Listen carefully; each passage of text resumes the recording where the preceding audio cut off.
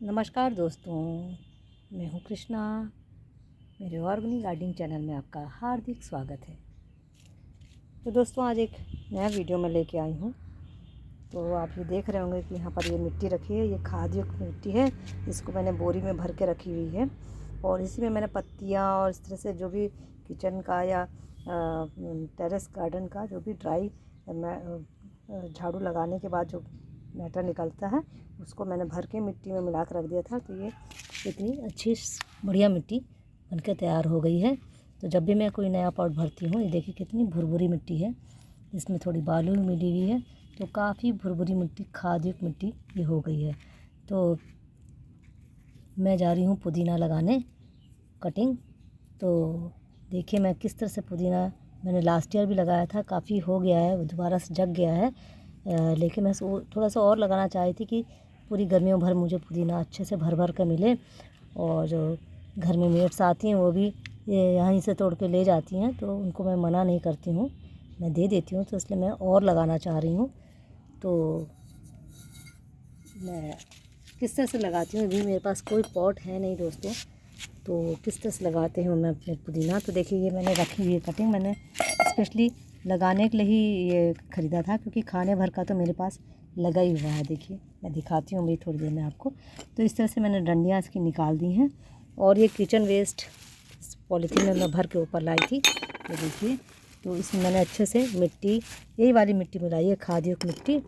तो ये अब कुछ समय बाद बहुत अच्छी खाद, 2 से 3 महीने में ये बहुत अच्छी खाद बन के तैयार हो जाएगी। और पुदीने के लिए बहुत गहरा पॉट की ज़रूरत होती नहीं है, संकरे पॉट में ही भी ये अच्छा हो जाता है। तो जैसे ही मेरे पास पॉट अवेलेबल होगा तो मैं पॉलीथीन बाहर से निकाल के उसमें इसको शिफ्ट कर दूंगी। तो अभी तो मेरे पास कोई पॉट नहीं है, तो मैं इसी में लगा दे रही हूँ और ये लग जाना चाहिए, क्योंकि लास्ट ईयर भी मैंने कुछ इसी तरह से अपने पॉट की तैयारी की थी। पॉट था मेरे पास, बस मैंने तैयारी इसी तरह से की थी कि किचन का गार्बेज नीचे डाल के मिट्टी भर के तैयार कर लिया था अपना पॉट। तो ये देखिए मैं तैयार कर रही हूँ, और चूँकि इसमें खाद मिली हुई है, ये सूखी वो ये देखिए खाद है, ये खादयुक्त मिट्टी है। तो मुझे इसमें किसी तरह की खाद देने की ज़रूरत नहीं है, तो इसी में ये पॉट में लग जाना चाहिए। तो देखिए मैं इस तरह से डाल रही हूँ, इसको भर दे रही हूँ, ताकि ये जितना भी गीला मैटर है ये ढक जाए।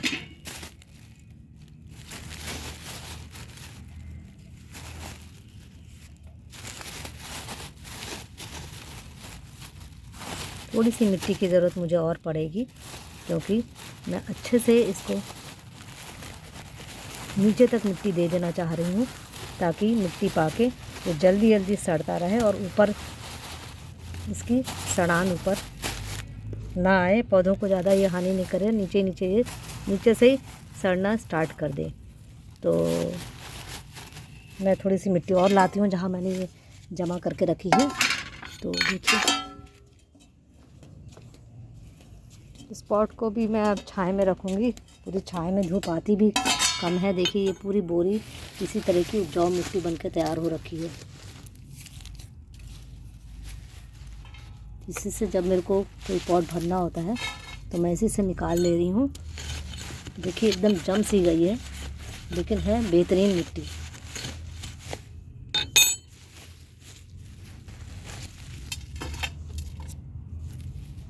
बोरी सूख जाने से इसके भी अवशेष इसमें आ जाते हैं, तो उसको जितना निकल पाए निकाल लो, बाकी तो ये मिट्टी में मिल ही जाते हैं। हालांकि ये मिलने नहीं चाहिए, प्लास्टिक होता है ये, क्योंकि अब पॉट की कमी तो रहती है दोस्तों। तो फिर अब कर क्या सकते हैं, इन्हीं बोरियों में स्टोर करके रखना पड़ता है। तो देखिए मिट्टी की क्वालिटी देखिए कितनी बढ़िया हो रही है, एकदम भुरभुरी मिट्टी है, खादयुक्त मिट्टी। तो इसको डायरेक्ट किसी भी गमले में भर के हम लगा सकते हैं, बस इसमें फंजीसाइड या हल्दी डाल दीजिए, या फिर इसमें हम राख डाल सकते हैं। तो थोड़ी सी राख मेरे पास रखी हुई है, तो मैं वो राख ले लूँगी। तो इतनी मिट्टी काफ़ी रहेगी। तो चलते हैं उस पार।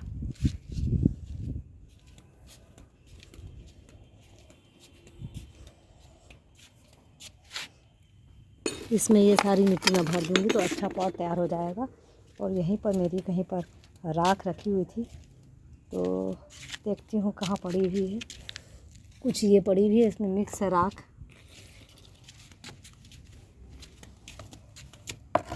और यहाँ पर ये राख पड़ी हुई है, तो ये देखिए मैंने छाया में रखी हुई है। ये इस बार मैंने सर्दियों में लकड़ी जलाई थी, तो ये राख मैंने स्टोर करके रख ली थी। तो ये लकड़ी की राख है, तो बेहद बेहतरीन राख है। तो ये जो है फंजीसाइड का काम करेगी। और अब मैं इसको भर दे रही हूँ पूरी तरह से। तो ये मेरा बढ़िया पॉट तैयार हो गया दोस्तों।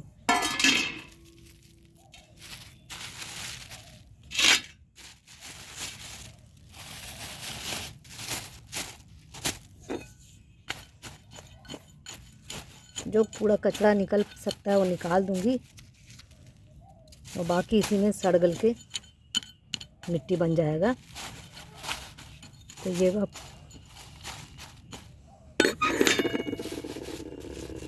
थोड़ी सी खाद और डाल दे रही हूँ, ये राख। तो इसको थोड़ा सा मिला देती हूँ, जिससे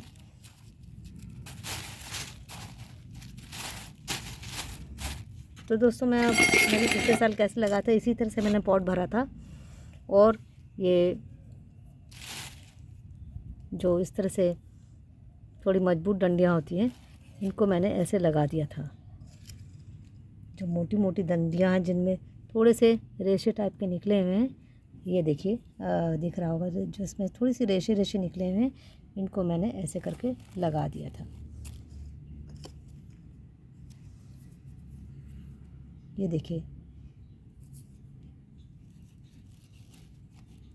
और कुछ मैं लगाऊंगी पानी में, तो पानी में भी इनकी जड़ें निकल आती हैं।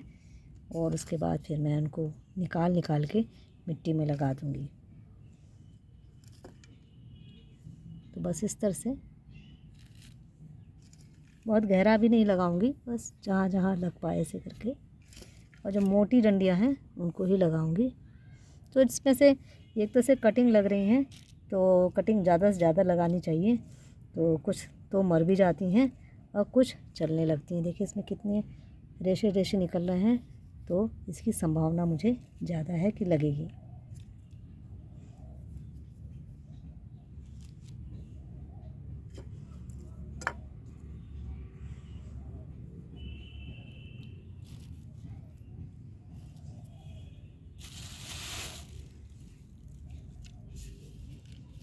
फिर इसमें ढूंढना पड़ता है कि कौन से लगेंगे। ये देखिए जैसे मैंने ये रखी हुई हैं, इसको मैं लगा दूंगी और छाया में ही रखूँगी इस पॉट को मैं। तो बस, और इनमें मैं अभी यहाँ पर एक पॉट पड़ा था, मैं पानी में भी कुछ लगा दूंगी। तो ये पड़ा हुआ है, तो इसमें थोड़ा सा पानी भर दूंगी। तो इनको मैं ऐसे खड़े करके रख दे रही हूँ, पानी थोड़ा सा ही डालूँगी। जो मजबूत डंडियाँ हैं तो ऐसे करके रख दे रही हूँ। और थोड़ा सा पानी मैं डाल ही दूँ। देखिए मैंने इतना पानी ले लिया है, इतना पानी ले लिया है, ऊपर तक नहीं रखूँगी। और इनको मैं ऐसे रख दे रही हूँ,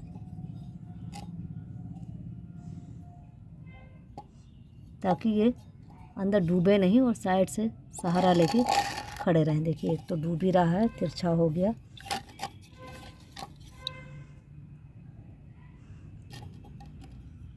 पानी और कम कर दूंगी।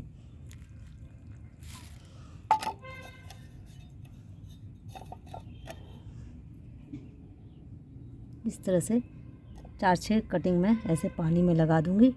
तो जिसमें भी ये हो जाएंगी, इस पे इसके वो रेशे निकलने लगते हैं, जड़ें निकलने लगती हैं। तो इससे फिर मैं पॉट में लगा दूंगी।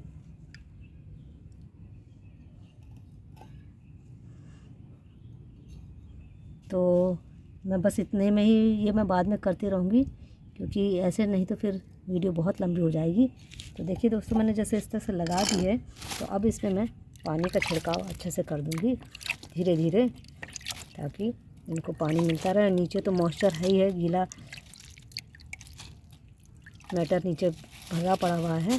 तो बस इस तरह से, और इनको मैं छाया में, यहाँ पर छाएँ आती है और छाएँ, या तो फिर मैं किसी क्यारी के, ये जो बड़ी क्यारी है इसी में मैं छाया में इसको रखती हूँ। और इस पॉट में मैं थोड़े थोड़े छेद भी कर दूँगी, जैसे देखिए आप देख रहे हैं, ताकि इसमें नीचे से ऑक्सीजन भी मिलता रहे इसको। और जो इसका जो पानी सड़ गल के कुछ मिट्टी में मिल जाएगा और कुछ चला जाएगा नीचे बाहर आ जाएगा, तो पॉट में ज़्यादा सड़ांध आएगी नहीं।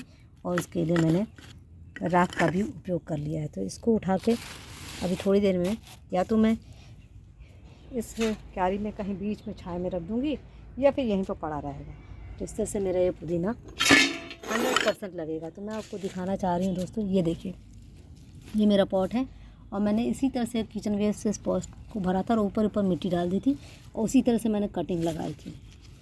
तो ये देख रहे हैं आप, मुझे कितना शानदार पुदीना खाने को मिल रहा है। यहाँ पे इधर भी लगा हुआ है। ये टमाटर अपने आप आ गए हैं और ये बथुआ है, तो इसको मैं धीरे धीरे हार्वेस्ट करती हूँ। उसका मैं हरा जूस बना के पीती हूँ, तो इसको मैं रहने देती हूँ, थोड़ा थोड़ा ले जाती हूँ। बीच में ये पालक भी अपने आप से हो गई। ये बीच में जब इसका सीज़न चला गया था ना दोस्तों, तो ये बिल्कुल चला गया था। मुझे लगा था कि मुझे दोबारा से लगाना पड़ेगा, अब पुदीना है नहीं। लेकिन जैसे ही बसंत ऋतु आई, ये पुदीना हरियाने लग गया। तो अब मैंने इसमें कुछ वर्मी कंपोस्ट डाल दी थी 15-20 दिन पहले, और अब मैंने कल इसमें लिक्विड फर्टिलाइज़र दिया हुआ है सब्जियों के छिलकों का। तो ये काफ़ी अच्छा लाभ है। इसको मैंने 15 दिन पहले मैं ले गई थी तोड़ के, अब ये फिर तोड़ने लायक हो गए। तो ये पुदीना ख़रीदा मैंने सिर्फ बोने के लिए है, क्योंकि इसकी डंडियाँ बिल्कुल नाजुक हैं, तो ये अभी उतनी लग नहीं पाएंगी। और मैं इसको हार्वेस्ट करती रहती हूँ बीच बीच में। तो मैंने ये इसी तरीके से लगाया था। तो बस इस पौधे में मैं इस तरह लगा रही हूँ और आशा करती हूँ कि ज़रूर से ज़रूर ये हो जाएगा।